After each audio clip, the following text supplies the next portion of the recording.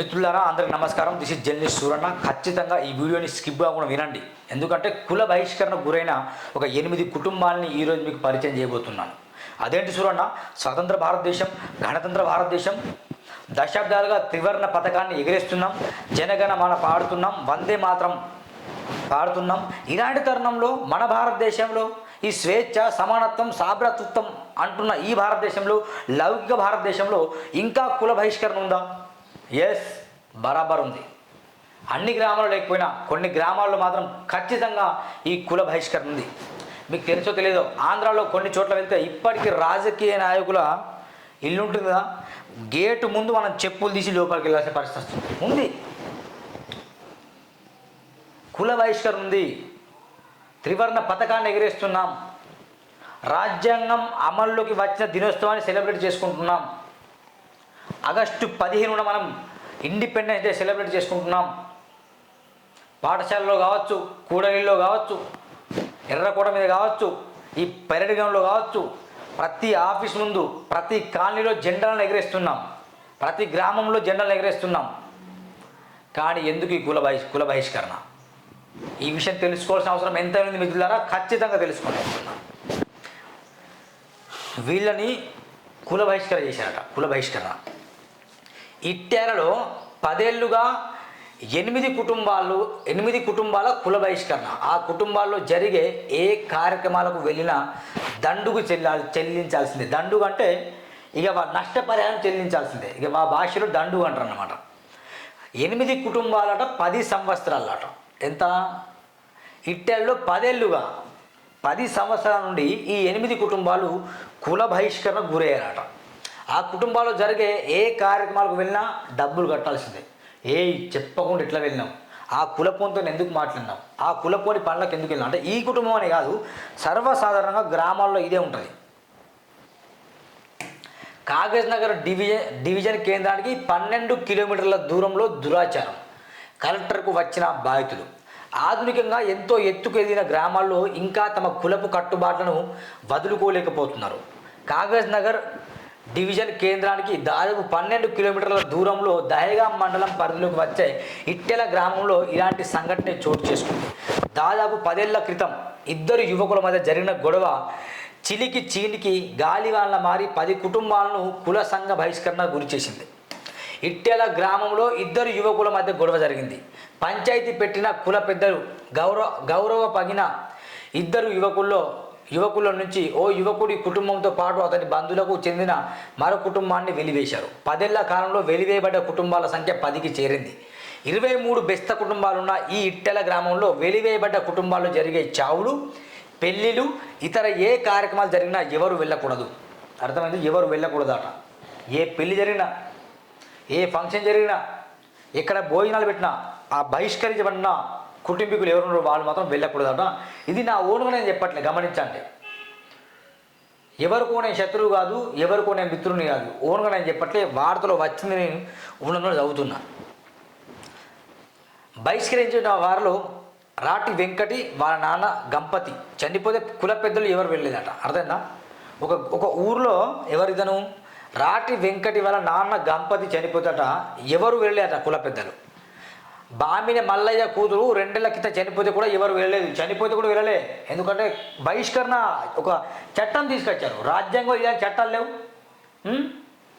Police station కూడా separate ఏం చట్టాలు లేవు. కోర్టు ఏమైనా సపరేట్ చట్టాలు తెచ్చిన అది కూడా లేవు. కానీ గ్రామంలో ఉన్న కొందరు చట్టం చేసుకున్నారు. వాళ్ళే చేసుకొని ఎవరు వెళ్ళదు. చనిపోయినా పర్లేదు, బతికినా పర్లేదు, పెళ్ళైనా పర్లేదు, ఏమైనా పర్లేదు అంటే ఎవరు వెళ్ళదట. దాదాపు 10 ఏళ్లలో వెలివేయబడ్డ కుటుంబాల్లోనే జరిగే చావులు, పెళ్ళిళ్ళు, ఇతర ఎలాంటి కార్యక్రమాలకు కూడా కుల పెద్దలు రావడం లేదని వెలివేయబడ్డ కుటుంబాలు ఆవేదనకు గురవుతున్నారు.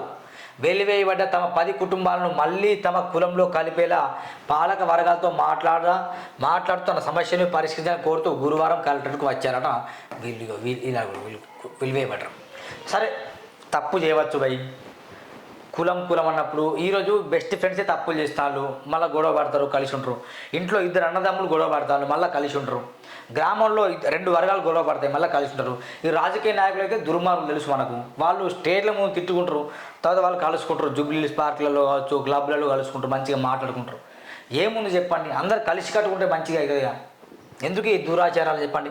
నాడు భర్త చనిపోతే భార్యను చితి మీద పెట్టి చంపేవారట. అది అప్పుడు ఆచారం, అది దురాచారం. అది భర్త చనిపోతే భార్యను చంపేవారు, సతీసాగమనం. వితంతు పునర్వివాహ చట్టాలు ఉన్నాయి, దాన్ని త్రుంగలో దొక్కినాం. బాల్య వివాహాలు, దాన్ని త్రుంగలో దొక్కినాం మనం. చిత్రహింసలు పెట్టారు, దాన్ని త్రుంగలో పెట్టినాం మనం. సతీసాగమనం, దాన్ని త్రుంగలు పెట్టినాం. భోగి లాలసత్వం అంటే తెలిసిన ఒక రావి చెట్టుకు ఒక ఒక ఒక స్త్రీని కట్టేసి ఉంచితే ఆ స్త్రీతో ఊరిలో ఉన్న మగవాళ్ళందరూ ఆ స్త్రీని అత్యాచారం చేయవచ్చు. అంటే ఇది భోగి లాలసత్వం, మాతాంగి వ్యవస్థ. ఇలాంటి ఆచారాలు మన దేశంలో ఉండే గతంలో స్వాతంత్రం రాకముందు బ్రిటిష్ వాళ్ళు ఉన్నప్పుడు దాన్ని మనం త్రుంగలో దొక్కినాం. ఇప్పుడు మనల్ని మనం పరిపాలించుకుంటున్నాం. అంత మంచి సెట్టతో ఈ తరుణంలో కూడా కుల బహిష్కరణ ఏంటి? జస్ట్ థింక్, ఒకసారి ఆలోచన మిత్రులారా. తప్పులు ఏదో గొడవలు జరుగుంటాయి, ఆ గొడవలతో మొత్తం బహిష్కరణ చేయడమేనా? చావులకు వెళ్ళరు, పెళ్ళకి వెళ్ళరు, మాట్లాడుకోరు. ఈ సమస్యని పెద్దగా చేస్తే భావి తరాలకు ఏమందిస్తారు, ఇలాంటి సందేశం ఇస్తారు చెప్పండి. ఒకసారి లైవ్లో ఈ అబ్బాయితో మాట్లాడిన ప్రయత్నం చేస్తే మిత్రులారా, లైవ్లో మాట్లాడదాం. తను ఏమంటారు తన వివరణ విందాం ఒకసారి.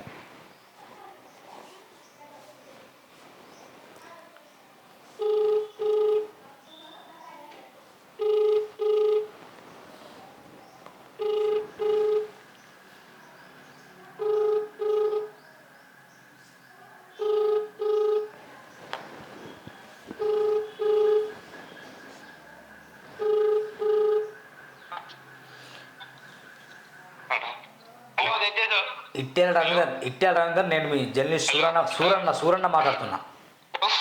హలో సార్, చెప్పండి సార్. మీ వార్త వచ్చింది ఏ పేపర్లో అంటే మన ఉంది, ఇది ఏంది పేపర్ ఇది సార్? ఏదో పత్రికలో మీ వార్త వచ్చింది, చదువుతున్నా. ది పబ్లిక్ రిపోర్ట్లో వచ్చింది. ఈ పబ్లిక్ రిపోర్ట్లో వచ్చిందా? ఇట్టాలలో 10 ఏళ్లుగా 8 కుటుంబాల కుల సంఘ బహిష్కరణ అని వచ్చింది. సార్, ఏంది బహిష్కరణ ఏంటి? ఈ స్వతంత్ర భారతదేశంలో, గణతంత్ర భారతదేశంలో బహిష్కరణ ఏంటి అర్థం కాలే సార్. ఏంటంటే సార్, ఒకటి దాదాపు ఒక 10 సంవత్సరాల కింద సార్, 10 సంవత్సరాల కింద ఒక కుటుంబం అన్ని, ఎందుకంటే ఎస్సీ కాలనీలో వాళ్ళ హౌస్ ఉంది సార్. ఎస్సీ కాలనీలో 2 కుటుంబాలు ఉన్నాయి ఎస్సీ కాలనీలో. ఆ 2 కుటుంబాలలో ఏంటంటే వాళ్ళు ఎస్సీ మన మాదిగా ఉంటారు కదా, మాల మాదిగా, వాళ్ళు వచ్చి వీళ్ళ ఇంటికాడ కూర్చుండడం, మాట్లాడడం, అటువంటి వాళ్ళు వస్తే మేము రాము అన్నట్టు కుల పెద్ద మనుషులు అప్పుడు గత 10 సంవత్సరాల కింద వాళ్ళను కుల బహిష్కరణ చేసిండు. ఎందుకంటే వాళ్ళు రావద్దు, ఎవరింట్లో ఎవరు వెళ్ళొద్దు అంటే, ఇప్పుడు మన డోకే మల్లయ్య అని ఉన్నాడు. అంటే డోకే మల్లయ్య ఎస్సీ వాళ్ళ ఇంట్లో బీసీ వాళ్ళు వెళ్ళదా? బీసీ అంటే ఎస్సీ వాళ్ళు వెళ్ళొద్దా? బీసీ వాళ్ళ ఇంట్లో ఎస్సీ వాళ్ళు వెళ్ళొద్దు, కూర్చుండద్దు అన్నట్టు పెద్ద ఎత్తున అప్పుడు ఇట్లా విమర్శలు చేసిండ్రు అన్నమాట. అంటే పాత నుంచి నడుస్తుంది అంట అనేసి అట్లా చేసిండు.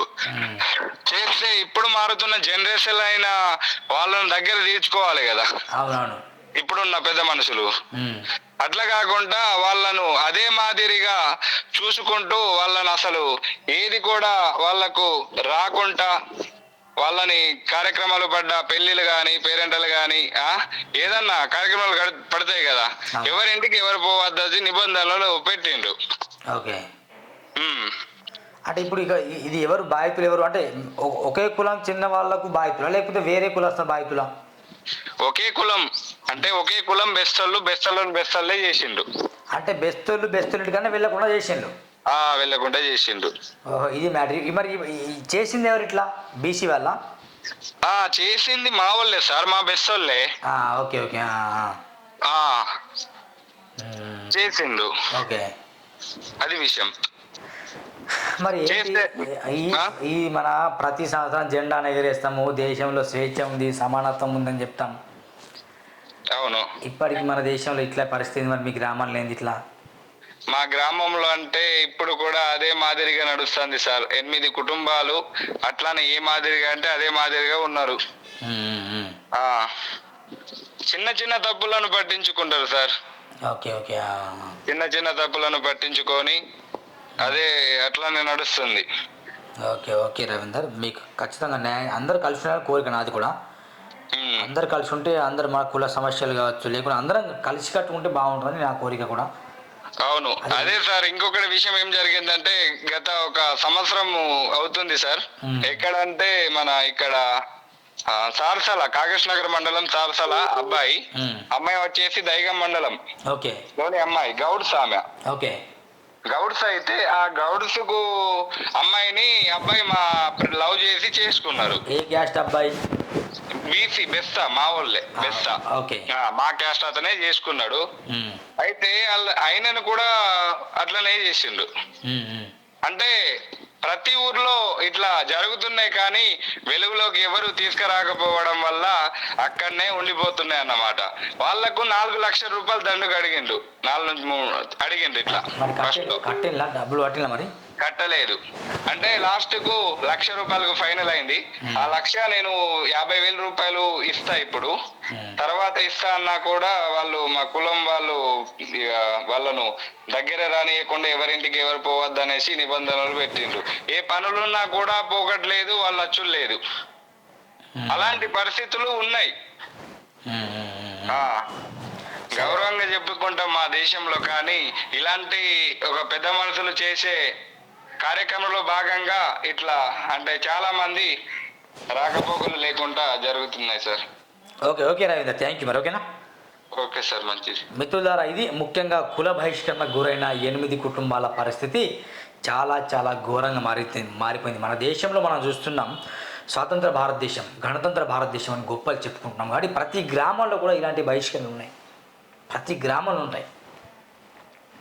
ఇక ఆలోచించండి, కుల బహిష్కరణ చట్టం చేసేసి ఆ చట్టాన్ని ఉల్లంఘిస్తే 2 లక్షలు 4 లక్షలు కట్టాల్సిందే అట. మరి దీనికి పరిష్కారం లేదా? ప్రభుత్వమే ఒక చొరవ తీసుకోవాలి. గ్రామంలో ఉన్న బుడ్డ లీడర్లు, మండలంలో లీడర్లు కావచ్చు, నియోజకవర్గంలో ఎమ్మెల్యే కావచ్చు, ఎంపీ కావచ్చు, మంత్రులు కావచ్చు, ఇలాంటి విషయాలపైన కొంచెం మీరు చర్యలు తీసుకోవాలి, మీరు స్పందించాలి. ఎడ్యుకేషన్, డిజిటల్ మీడియా, ఎడ్యుకేషన్ మనం ముందుకెళ్తున్న తరుణం, మళ్ళీ కులం చావడం ఏంటి? తెలుసుగా రీసెంట్గా ఏం జరిగింది? ఒక మాల అబ్బాయిని పెళ్లి చేస్తున్నానని చెప్పేసి తనని చంపేశారు కిరాతకంగా. అంటే ఇక్కడ ఏమవుతుంది? పెళ్ళిళ్ళ దగ్గర వస్తే ఒక న్యాయం అవుతుంది, గ్రామాల్లో ఒక న్యాయం అవుతుంది. కుల బహిష్కరణ ఇంకెన్నాళ్ళు అని నేను సూటిగా ప్రశ్నిస్తున్నాను. మీరు చదువుకున్న విద్యావంతులైతే మిత్రులారా ఈ వీడియోని షేర్ చేయండి. కుల బహిష్కరణ ఈరోజు వాళ్ళకి జరిగింది, రేపు ఇంకోటి జరగచ్చు. మనువాదం అనేది మొత్తం ఇప్పుడు తెచ్చే కుట్ర జరుగుతుంది. ఈ కుల బహిష్కరణ ఇప్పుడు అమలు అవుతుందంటే భారత రాజ్యాంగం పర్ఫెక్ట్గా అమలు కావట్లేదని అర్థం.